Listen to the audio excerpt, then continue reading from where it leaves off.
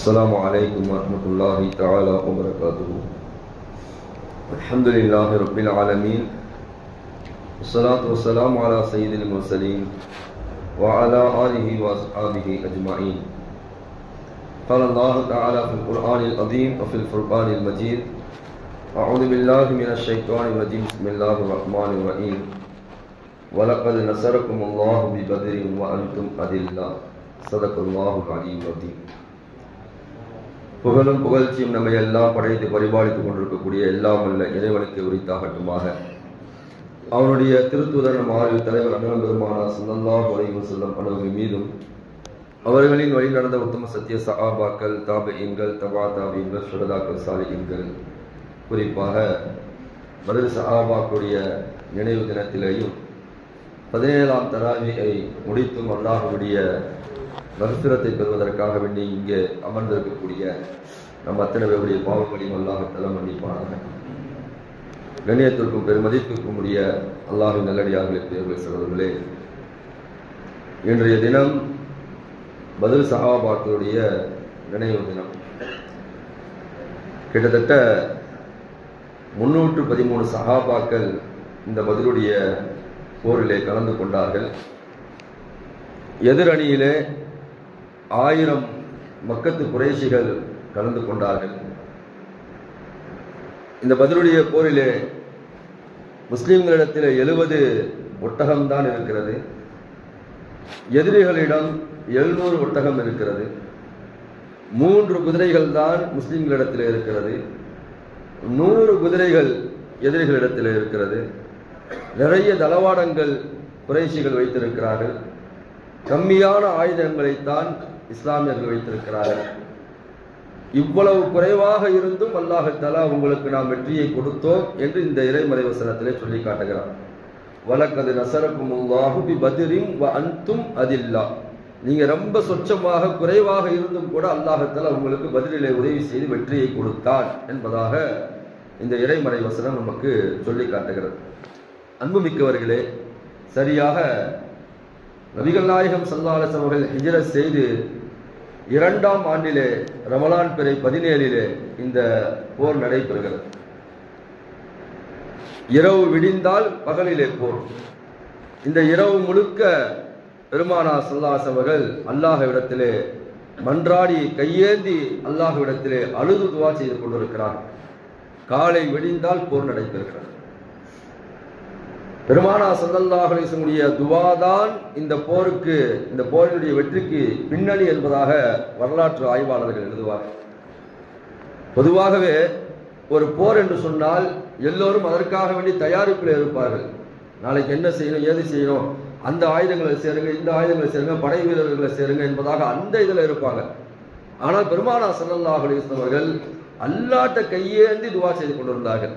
யா அல்லாஹ், நாளை நடைபெறக்கூடிய இந்த போரிலே இந்த வார்த்தையை பயன்படுத்துகிறார்கள். இன் துஹ்லிக் ஹாதிஹில் இஸாபத மின் அஹ்லில் இஸ்லாம் லா தஅபுது ஃபில் அர்த். யா அல்லாஹ், இந்த சிறிய கூட்டத்தை இப்பொழுது நீ அழித்து விட்டாய் என்று சொன்னாய், இந்த பூமியில உன்னை வணங்குவதற்கு யாரும் இருக்க மாட்டார்கள் என்பதாக அல்லாஹ்ட்ட கையேந்தி துஆ செய்து எங்களுக்கு மகத்தான வெற்றியை தருவாயாக என்பதாக அருமை நாயகம் ஸல்லல்லாஹு அலைஹி வஸல்லம் துஆ செய்ததனுடைய பலனாகத்தான் கொஞ்ச நேரத்திலேயே லுஹாவுடைய நேரத்திற்குள்ளாகவே அல்லாஹ் தஆலா வெற்றியை கொடுத்தான் என்பதாக வரலாற்று ஆய்வாளர்கள் எழுதுவார்கள். சத்தியத்திற்கும் அசத்தியத்திற்கும் மத்தியிலே நடந்த ஒரு போர், உண்மைக்கும் பொய்யுக்கும் மத்தியிலே நடந்த ஒரு போர், இஸ்லாமிய போரிலே முதல் போர். இந்த முதல் போரிலேயே அல்லாஹ் தஆலா மாபெரும் வெற்றியை கொடுத்தார். இந்த போர் உருவாகுவதற்கு காரணம் என்ன? இந்த போர் பத்ர் போர் என்பதாக நாம் பேசுகிறோம். இந்த பத்ர் போர் உருவாவதற்கு காரணம் என்ன? மக்கத்து குறைஷி தலைவர்கள்ல அபூ சுஃபியான் சொல்லிட்டு ஒருத்தர் இருக்கிறார். இவர் வியாபாரம் சம்பந்தமாக சிரியாவுக்கு போயிட்டு கிட்டத்தட்ட ஒரு 30 பேர் ஒன்று சேர்ந்து போறாங்க. அந்த படைக்குழுல இருக்கிறாங்க, வியாபார குழுல 30 பேர் சிரியாவில் போயிட்டு வியாபார பொருட்கள்லாம் வாங்கிட்டு மதீனா வழியா எங்க போறாங்க? மக்காவுக்கு போறாங்க. இந்த செய்தி பெருமானாருக்கு கிடைக்கிறது. பெருமானார் ஸல்லல்லாஹு அலைஹி வஸல்லம் ஒரு வாய்ப்பாக நினைக்கிறார்கள். ஏன்னா இப்பதான் 2 வருஷம் தான் ஆகுது ஹிஜ்ரத் செஞ்சு இங்க வந்திருக்கிறாங்க. ஹிஜ்ரி 2ல இந்த போர் நடைபெறுகிறது. மக்கால இவங்க எவ்வளவு தொந்தரவு நமக்கு கொடுத்தாங்க. அதனால இந்த வியாபார குழுவை நம்ம பிடிச்சி வச்சு டிமாண்ட் பண்ணணும் அப்படின்னு சொல்லிட்டு ரசூலுல்லாஹி ஸல்லல்லாஹு அலைஹி வஸல்லம் நினைக்கிறாங்க. அந்த அடிப்படையில் தான் என்ன செய்யறாங்க சொன்னா, இவங்களை போய் பிடிக்கிறதுக்காக வேண்டி, இவங்களை சிறை பிடிக்கிறதுக்காக வேண்டி பெருமானார் ஸல்லல்லாஹு அலைஹி வஸல்லம் தயாராகிறார்கள். அதற்குள்ளாக அபூ சுஃபியானுக்கு இந்த செய்தி கிடைத்து விட்டது. அபூ சுஃபியானுடைய செய்தி எப்படி ரசூலுல்லாஹ்வுக்கு கிடைத்ததோ, இங்க மதீனாவாசிகள் எல்லாம் அபூ சுஃபியானை முற்றுகையிட போகிறார்கள் என்ற செய்தி அவருக்கும் கிடைத்து விட்டது. உடனடியாக அவர் என்ன செஞ்சாருன்னு சொன்னா, மக்காவுக்கு வந்து செய்தி அனுப்பிவிட்டார்.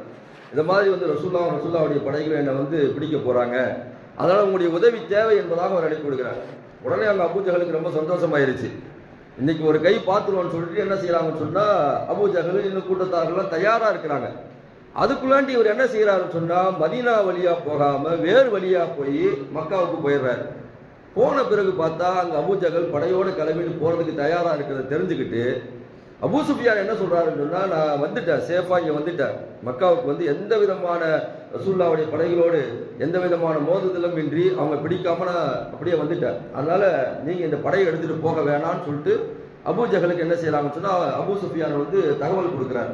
ஆனால் இதுதான் வந்து இஸ்லாமியர்களை அழிப்பதற்கு சரியான ஒரு வாய்ப்பாக கருதி கொண்டிருந்த அபூ ஜஹல் என்ன செய்யறான்னு சொன்னா, நான் முன் வச்ச காலை பின் வைக்க மாட்டேன், நான் காலை முன்ன வச்சேன்னா முன்ன வச்சதுதான் முடிஞ்சு போச்சு. அவனுடைய கதையெல்லாம் அங்கே எழுதுனான். அவன் எப்போ வந்து முன் வச்ச காலை பின் வைக்க மாட்டேன்னு சொன்னானோ, இந்த போரில் வந்து சிறுவர்களால் கொல்லப்பட்டார். அந்த நான் தயாராகிட்டேன், நான் போறேன்னு சொல்லிட்டு கிளம்பி வந்துட்டார். அந்த பதிலுடைய இடம் மதீனால இருந்து கிட்டத்தட்ட ஒரு 150 கிலோமீட்டருக்கு தூரத்தில் இருக்கக்கூடிய இடம் தான் இந்த பதிலுடைய இடம். சில ஹஜ் உம்ராவுக்கு போனவங்களுக்கு அந்த இடத்தை பார்க்கக்கூடிய அந்த வாய்ப்பு கிடைச்சிடும். அந்த பதிலுடைய கிணறு, அந்த கிணறுக்கு தான் அந்த பதில் என்று பேரு. அந்த இடத்துக்கே என்ன செஞ்சதுன்னு சொன்னா பதிலின் பெயர் வந்துடுது. அந்த இடத்துல தான் என்ன செய்யுதுன்னு சொன்னா இந்த போர் நடைபெறுகிறது. இப்ப இந்த இடத்துல பெருமானார் இதுதான் போர் நடக்கிறதுக்கு காரணம். இப்ப போர் வந்து தயாராகிறதுக்கு எல்லாம் ரெடி ஆயிடுச்சு. இங்க ரசூலுல்லாஹி ஸல்லல்லாஹு அலைஹி வஸல்லம் ஒரு யோசனை இருக்கு. வந்து 2 வருஷம் தான் ஆகுது. இங்க வந்து நம்ம எப்படி வந்து இந்த அன்சாரிகளை கூட்டு போறது போருக்கு அப்படின்னு சொல்லிட்டு ரசூலுல்லாஹி ஸல்லல்லாஹு அலைஹி வஸல்லம் ஒரு ரொம்ப யோசனையா இருக்கு.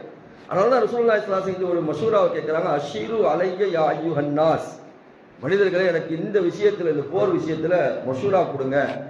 அய்யுஹன் நாஸ் ரசூலுல்லாஹ் சொன்னாங்க பாருங்க. ஹதீஸ்ல அதுக்கு விளக்கம் கொடுக்கிறார்கள். அவங்க வேற யாரும் இல்லை, அங்க இருந்த மக்கா முஹாஜிரங்களும் இருந்தார்கள். அவர்களை நோக்கி ரசூலுல்லாஹ் கேட்கல. ரசூலுல்லாஹ் கேட்டது யாரை நோக்கி என்று சொன்னால், மதீனாவாசிகளான அன்சாரிகளை பார்த்து தான் கேட்கிறாங்க. உங்களுடைய மஷூரா என்ன? இந்த போருக்காக வேண்டி நம்ம தயாராகிறோம், போறதுக்காக வேண்டி தயாராகிறோம், ஆனா நீங்க இசைவு கொடுத்தால்தான், நீங்க அசைவு கொடுத்தால்தான் இந்த போருக்கு நான் தயாராகுவேன், உங்களுடைய மஷூரா என்ன என்பதாக ரசூலுல்லாஹ் கேட்கும்போது சஅத் இப்னு முஆதுக்கு புரிஞ்சிருச்சு, நம்மளை தான் ரசூலுல்லாஹ் கேட்கிறாங்க. அன்சாரி சஹாபி அவங்க எந்திரிச்சு ரசூலுல்லாஹ்ட்ட சொல்றாங்க, யார் ரசூலல்லாஹ், நீங்க கடல்ல குதிக்க சொன்னா கூட நான் குதிப்பதற்கு தயார். உங்களை நாங்கள் கொண்டு பையச் செய்திருக்கிறோம், உங்களை கொண்டு ஈமான் கொண்டு இருக்கிறோம், நீங்க என்ன சொன்னாலும் கேட்கறதுக்கு நாங்கள் தயாரா இருக்கிறோம். இப்ப சொல்லுங்க, கடல்ல போய் குதிக்க சொல்றீங்களா? குதிக்க தயார். என்ன வேணா செய்ய சொல்லுங்க, தயார். நாங்க பின்வாங்க மாட்டோம், நாங்க கண்டிப்பா போருக்கு தயாரா இருக்கோம்னு சொல்லி ரசூலுல்லாஹ் கொஞ்சம் சிரிப்பு வந்துருச்சு. இன்னும் மிக்தாத் என்று சொல்லப்படக்கூடிய ஒரு சஹாபி வந்துருச்சு. அடுத்த அன்சாரி சஹாபி சொல்றாங்க, யார் ரசூலல்லாஹ், மூசா அலைஹிஸ்ஸலாமுடைய கூட்டத்தார்கள் சொன்னாங்க பாருங்க, நீங்களும் உங்களுடைய ரப்பும் போய் போர் செய்யுங்கன்னு சொன்னாங்க பாருங்க, அத மாதிரி நாங்க உட்கார மாட்டோம், உங்களோடு சேர்ந்து நாங்களும் போரிடுவோம் என்பதாக மிக்தாத் ரலியல்லாஹு சொன்ன போது ரசூலுல்லாஹ்வுக்கு இப்பதான் என்ன செய்யுதுன்னு சொன்னா, கண்டிப்பாக நம்ம இந்த போரை செய்வோம் என்பதாக அதற்கு பிறகுதான் இந்த போரிலே கலந்து கொள்கிறார்கள். இந்த போர் மிகப்பெரிய இஸ்லாமிய சாம்ராஜ்யத்தையே திரும்பி பார்க்க வைத்த மிகப்பெரிய ஒரு போராக, கொஞ்ச நேரத்தில் அல்லாஹ் தஆலா மிகப்பெரிய ஒரு வெற்றியை கொடுத்தார். ரசூலுல்லாஹ் செஞ்ச அந்த துஆவுடைய பரக்கத்தினால் ஸலாஸத்து ஆலாஃப் மினல் மலாயிகா, 3000 மலக்குமார்கள் அந்த போர்ல கலந்து கொண்டார்கள் என்பதாக குர்ஆன் பேசுகிறது. ஹம்ஸத்து ஆலாஃப் மினல் மலாயிகா, 5000 மலக்குமார்கள் அந்த போர்ல கலந்து கொண்டார்கள் என்பதாக குர்ஆன் ஷரீஃப் சொல்லுகிறது. அந்த போர்ல மிக முக்கியமான விஷயம் என்ன தெரியுமா? இங்க இருக்கக்கூடியவங்களும் அங்க இருக்கக்கூடியவங்களும் எல்லாம் உறவுகள் தான். குர்ஆன் அல்லாஹ் சொல்லுகிறான், இங்க அத்தா இருந்தாருன்னா அங்க மகன், அங்க மகன் இருந்தா இங்க அத்தா, எல்லாம் உறவுகள் தான். சச்சா மகனுங்க, மாமா மகனுங்க அல்லது மாமாங்க, எல்லாம் ஒண்ணு விட்டு உறவுகள் தான், எல்லாம் ரத்த பந்தங்கள் தான். ஒரு சைடு எல்லாரும் ஈமான ஏற்றிருக்கிறாங்க, ஒரு சைடு எல்லாம் ஈமான ஏற்கல. இந்த நேரத்துல உமர் ரலியல்லாஹு கூட தன்னுடைய மாமாவை கொன்றார்கள் என்பதாக ஹதீஸ்ல பதிவு செய்யப்பட்டிருக்கிறது. அபூபக்கர் ரலியல்லாஹு தன்னுடைய மகன் அப்துர் ரஹ்மானை கொல்ல நினைத்தார்கள் என்பதாக கிதாபில் எழுதப்பட்டிருக்கிறது.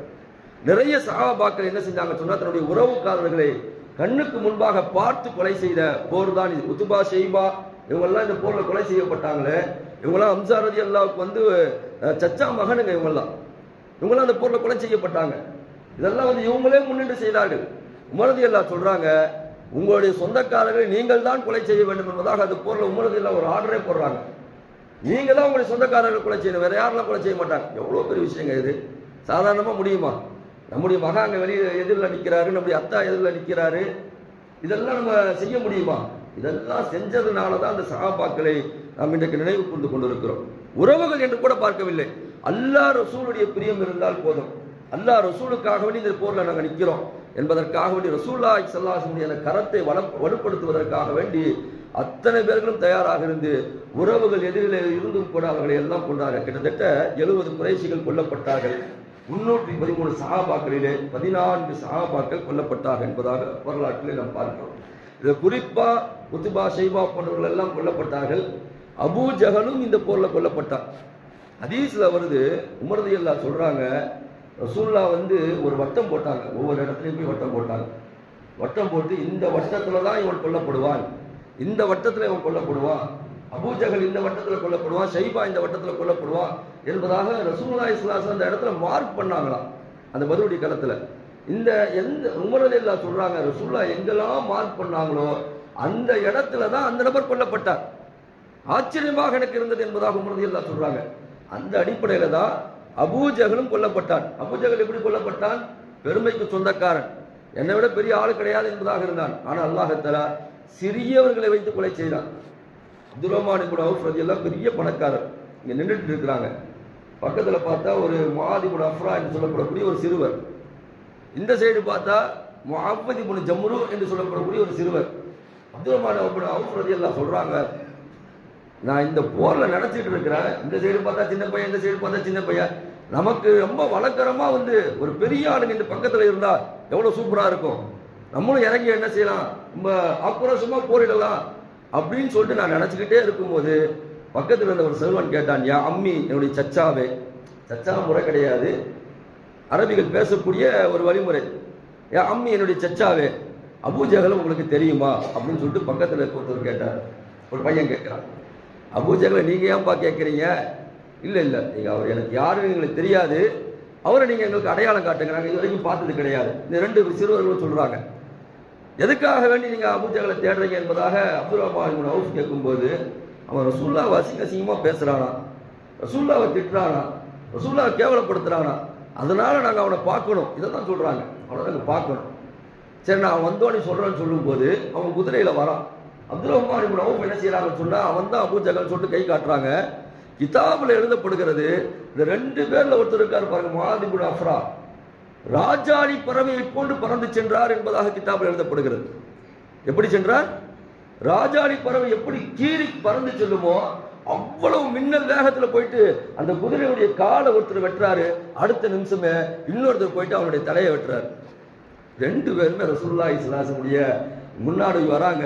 ரசூலுல்லாஹ் பார்க்குறாங்க, 2 பேருமே கொலை செஞ்சீங்களான்னு கேட்குறாங்க. ஆமாம், நாங்கள் 2 பேருமே தான் கொலை செஞ்சோம். அப்போ 2 பேருடைய வாழை காண்பீங்க அப்படின்னு சொல்லிட்டு ரசூலுல்லாஹ் கேட்குறாங்க. ரசூலுல்லாஹ் 2 பேருடைய வாழையும் பார்த்துட்டு முஅவ்வித் இப்னு ஜம்ருவை பார்த்து சொல்கிறாங்க, நீங்கள் தான் வந்து என்ன செஞ்சுருக்கீங்க, அபூ ஜஹலுடைய தலையை வெட்டியிருக்கீங்க, அவனுடைய அந்த இதெல்லாம் இதில் இருக்குது, இந்த இதில் நீங்கள் வந்து அந்த குதிரையை வெட்டியிருக்கீங்க, அதனால் உங்களுக்கு வந்து அபூ ஜஹலுடைய அத்தனை கனிமத்து உங்களுக்கு இருக்குது, நீங்கள் அதை எடுத்துக்கலாம் என்பதாக பெருமானார் ஸல்லல்லாஹு அலைஹி வஸல்லம் சொன்னாங்க என்பதாக நம்ம ஹதீஸ்ல பார்க்கணும். அப்படி மிகச் சிறப்பான ஒரு போர் இது. இந்த போரில் இவங்க கிட்டத்தட்ட 70 பேர் கொலை செய்யப்பட்டாங்க பாருங்க. இந்த 70 பேரையும் தூக்கி போடப்பட்ட கிணறு தான் அந்த பத்ருடைய கிணறு. அந்த கிணறை வச்சு தான் என்ன செய்யப்படுதுன்னு சொன்னால் அது பத்ருடைய களம், பத்ரு போர் நடைபெற்ற இடம் என்பதாக சொல்லப்படுகிறது. இதுல ஒரு பெரிய விஷயம் என்னன்னு சொன்னா, அந்த 70 பேரையும் தூக்கி உள்ள போட்டுறாங்க பாருங்க, முண்டமா உள்ள கிடக்குறாங்க. அப்போ பெருமானார் ஸல்லல்லாஹு அலைஹி வஸல்லம் என்ன செய்யறாங்கன்னு சொன்னா, அந்த கிணறை பார்த்து பேசுறாங்க ரசூலுல்லாஹ். ஃபஹல் வஜத்தும் மா வஅத ரப்புக்கும் ஹக்கா, ரசூலுல்லாஹ் கேட்கிறாங்க, அந்த மூதாக்களை பார்த்து கேட்கிறாங்க. எல்லாம் மரணித்து விட்டாங்க, தலை முண்டமாக இருக்கிறாங்க. என்னமோ உங்களுடைய ரப்பு உங்களுக்கு வாக்களித்ததை நீங்கள் பெற்றுக்கொள்வீர்கள் என்பதாக சொன்னீர்களே, நாங்கள் தான் வெற்றியை பெறுவோம் என்பதாக சொன்னீர்களே, இப்பொழுது நீங்கள் பெற்றுக்கொண்டீர்களா?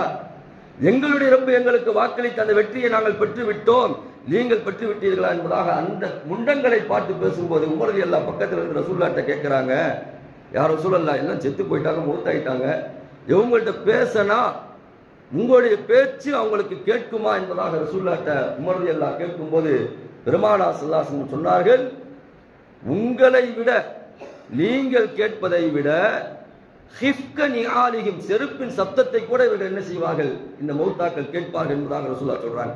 நான் பேசுவதை அத்தனையும் அவர்கள் உணர்வார்கள் என்பதாக அருமை நாயகம் ஸல்லல்லாஹு அலைஹி வஸல்லம் சொன்னார்.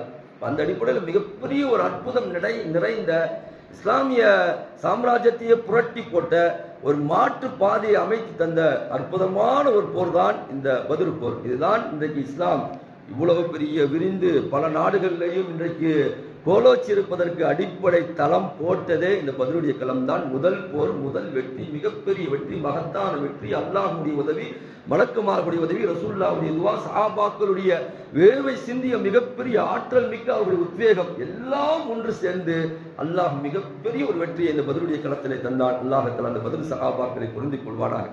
அல்லாஹ் தஆலா அவர்களுக்கு உயர்ந்த தரஜாவை தந்து விட்டால் அவர்களுடைய பரக்கத்தால் அல்லாஹ் தஆலா நம்முடைய வாழ்வினை மிக சிறப்பாக ஆக்குவானாக. அவர்களெல்லாம் ஷஹீதுடைய அந்தஸ்தை அடைந்தவர்கள். பத்ருடைய போர்ல மிகப்பெரிய ஒரு அதுக்கு நிறைய நீண்ட விஷயங்கள் எல்லாம் இருக்குது. ரசூலுல்லாஹ் சில காலங்களில் ஒரு பத்ரி சஹாபி தவறு செஞ்சுட்டாங்க. ஆனால் ரசூலுல்லாஹ் அவரை கண்டுக்காதீங்கன்னு சொன்னாங்க. ஏனென்று சொன்னால் அவர் பத்ருடைய போர்ல கலந்துக்கிட்டவர். அதனால அவர் செய்யறதை நீங்க பெருசா எடுக்கக்கூடாது என்பதாக ரசூலுல்லாஹ் சொன்னாங்க. ஏன்னு சொன்னா பத்ருடைய போர் அவ்வளவு மிக முக்கியமானது. அல்லாஹ் தஆலா அவர்களை போன்று வாழக்கூடிய ஒரு பாக்கியத்தையும் அந்த தியாக உணர்வையும் அல்லாஹ் தஆலா நமக்கு தருவானாக என்று சொல்லி வார்த்தைகளை நிறைவு செய்கிறேன். வாஹிதவன அல்ஹம்துலில்லாஹி ரப்பில் ஆலமீன். ஒரு நிமிஷம் சீக்கிரம்.